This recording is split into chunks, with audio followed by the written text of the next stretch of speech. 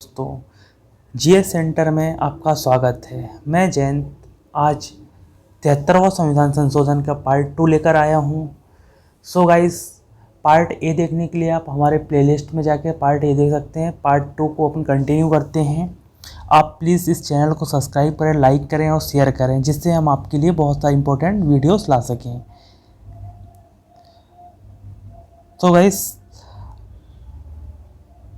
Part 2 में देखते हैं अपन आरक्षण, ठीक है। अब ग्राम पंचायत में अनुसूचित जातियों, अनुसूचित जनजातियों तथा महिलाओं के लिए स्थान आरक्षित किए गए हैं। मतलब क्या है कि पंचायत चुनाव हो या मंडल पंचायत चुनाव हो या जिला पंचायत चुनाव हो, वहाँ पर एससी, एसटी और महिलाओं के लिए जो सीटें हैं वो क्या की गई हैं, रिजर्व की गई हैं, फिक्स की गई हैं। उन सीटों पर कोई अन्य व्यक्ति चुनाव नहीं लड़ सकता है। इसका मतलब ये होता है। अनुसूचित जातियों और जनजातियों के लिए आरक्षित स्थानों की संख्या उनकी जनसंख्या के अनुपात में डिसाइड होती है कि उनकी जनसंख्या के अकॉर्डिंग क्या होती है, सीट डिसाइड होती हैं। राज्य विधानमंडल की सिफारिश पर पिछड़ा वर्ग को भी आरक्षण दिया जा सकता है। महिलाओं के लिए अभी 33% आरक्षण की व्यवस्था की गई है, या 1/3 कहना चाहिए। परंतु बिहार भारत का पहला राज्य है जिसमें महिलाओं को 50% का आरक्षण दिया गया है, और मध्य प्रदेश में ही महिलाओं के लिए क्या है, 50% का आरक्षण है पंचायत चुनाव में। तो ये क्या हो गया कि पंचायतों में कैसे आरक्षण के जो मैटर है ये है। अब बात करते हैं सदस्यों की योग्यता कि कौन कौन से सदस्यों की योग्यता क्या होती है। पंचायत में चुनाव लड़ने की जो न्यूनतम आयु है वह 21 वर्ष है, परंतु वोट डालने की जो आयु है वह कितनी वर्ष है, 18 वर्ष है। यह वह संबंधित राज्य विधानमंडल द्वारा निर्मित विधि के अधीन पंचायत का सदस्य निर्वाचित होने योग्य हो। मतलब इसमें देखा जाए योग्यता में उसका क्या होना चाहिए, 21 वर्ष का होना चाहिए। अभी मध्य प्रदेश में ये लागू नहीं हुआ है कि 8वीं पास होना चाहिए कि 12वीं पास होना चाहिए, ऐसा कुछ भी नहीं है ना। बस 1-2 नियम ये लागू किया गया है कि घर पर शौचालय होना चाहिए, फिर कहना चाहिए बिजली का बिल पे होना चाहिए, 2 बच्चों से ज़्यादा नहीं होने चाहिए। अभी ये करंट में योग्यताएं हैं। देखा जाए कार्यकाल देखा जाए तो पंचायत राज का जो सरपंच हो या उप सरपंच हो, वार्ड मेंबर हो, इन सब का जो कार्यकाल है कितने वर्ष का है, 5 वर्ष का है, ठीक है। परंतु विघटन के पूर्व 5 वर्ष के पूर्व अगर उनका विघटन हो जाता है तो 6 माह के अंदर क्या हो जाना चाहिए, चुनाव करा लिया जाता है। यदि कार्यकाल 6 माह से अधिक बचा है तो शेष कार्यकाल के लिए पंचायत का गठन होगा, और कार्यकाल 6 माह से कम बचा हो तो चुनाव नहीं कराया जा सकता। इसका मतलब ये हुआ कि मान लो की बात 4.5 साल आपका टर्म हो गया, कंप्लीट हो गया, ठीक है, और उस टाइम कुछ प्रॉब्लम आ जाती है तो उस टाइम चुनाव नहीं कराए जाएंगे, उस 6 महीने के लिए चुनाव नहीं कराए जाएंगे, ठीक है। अब बात करते हैं राज्य निर्वाचन आयोग। राज्य निर्वाचन आयोग के कार्य क्या हैं, चुन देखा जाए तो पंचायतों के लिए निर्वाचक नामावली तैयार करना, पंचायतों के सभी निर्वाचनों के संगठन का अधीक्षण, निर्देशन और नियंत्रण राज्य निर्वाचन आयोग में निहित होगा। इस कार्य के लिए राज्य में एक राज्य निर्वाचन आयोग की नियुक्ति की जाती है। एक राज्य निर्वाचन आयुक्त होता है, देखा जाए जो मध्य प्रदेश के अंदर जो पंचायती राज चुनाव या नगर निगम चुनाव उन सबको कंडक्ट कराने का काम किसके द्वारा होता है, राज्य निर्वाचन आयोग का होता है, ठीक है। पंचायतों के चुनाव कराने की जिम्मेदारी निर्वाचन आयोग के आर्टिकल मतलब अनुच्छेद 243 के अनुसार है।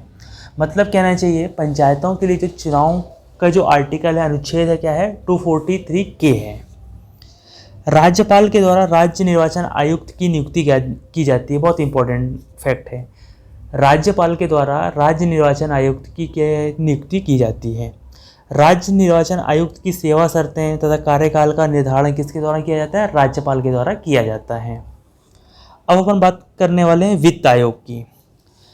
पंचायतों के लिए वित्त आयोग का गठन अनुच्छेद 243 के तहत किया गया है। मतलब क्या है, पंचायतों के लिए जो फाइनेंस की जो व्यवस्था है उसके लिए एक आयोग बनाया गया है। उस आयोग का जो उल्लेख है आर्टिकल 243 के आई में उल्लेख है।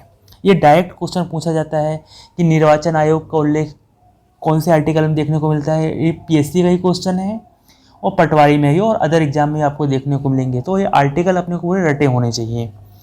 फिर बात करते हैं जो वित्त आयोग का जो कार्यकाल है कितने वर्ष का होगा, 5 वर्ष का होगा।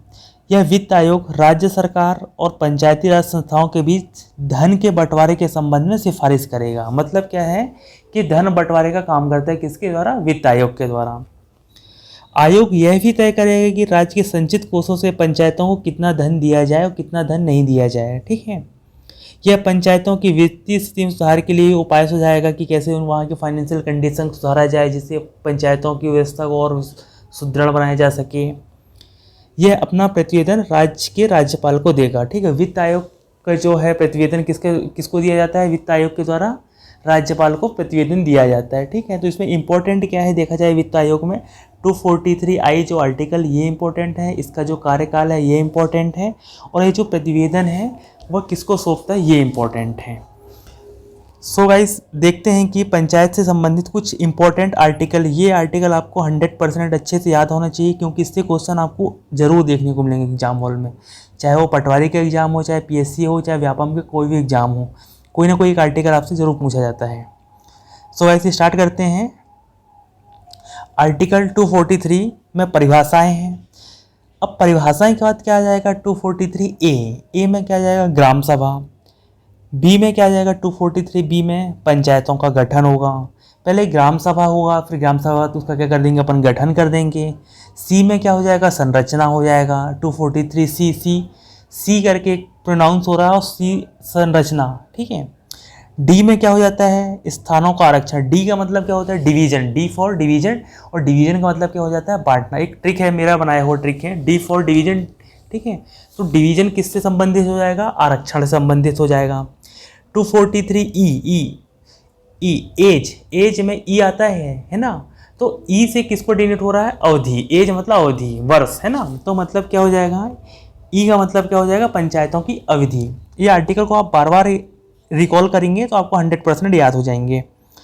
एफ 243F का मतलब क्या होता है? फाइनेंस। ठीक है, फाइनेंस के दूसरा है 243F का मतलब क्या हो जाएगा? फेल या पास। एफ से फेल होता है तो फेल से योग्यताएं होती हैं, मतलब कहना चाहिए एफ से क्या होगा? योग्यता को डिनोट करेगा। 243F क्या हो जाएगा?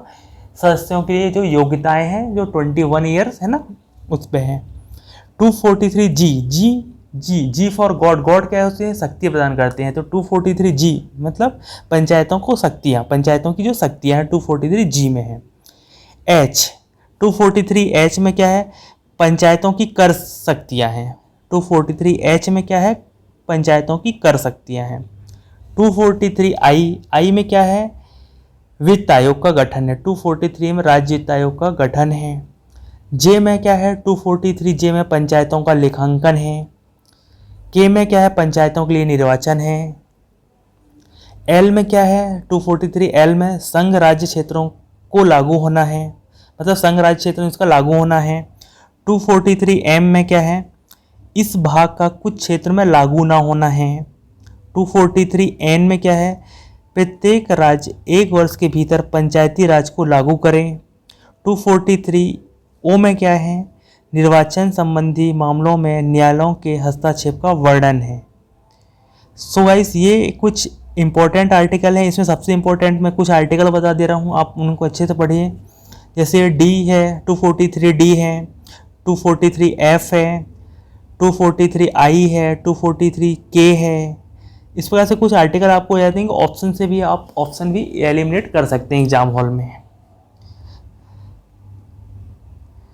अब बात करते हैं 73वां व 74वें संविधान संशोधन में कुछ सम्मिलित विशेषताएं हैं। अभी इसके बाद अपन 74वां संविधान संशोधन अगली वीडियो में लेके आने वाले हैं।